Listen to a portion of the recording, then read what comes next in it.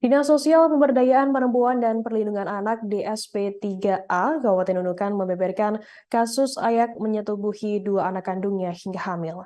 Diberitakan sebelumnya, seorang pria di Nunukan, Kalimantan Utara berinisial KA 35 tahun mendekam di sel tahanan Polres Nunukan setelah dilaporkan sang istri atas perbuatan cabul terhadap anak kandungnya sendiri pada Rabu 27 September siang.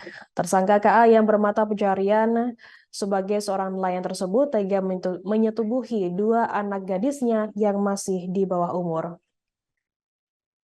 Kabit Perlindungan Perempuan dan Anak di SP3A Nunukan, Endah Kurniawati mengatakan, kejadian pencabulan KA kepada anak kandungnya bermula sejak tahun 2020 di Tanjung Selor.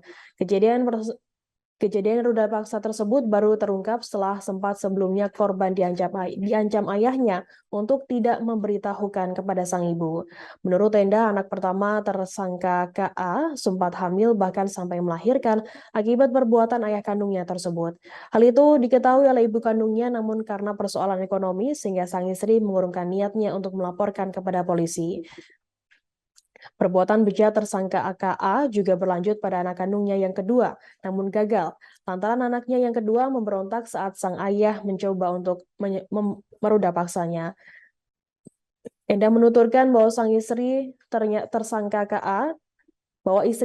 KA sempat marah besar bahkan mengancam akan menceraikan sang suami apabila mengulangi perbuatannya.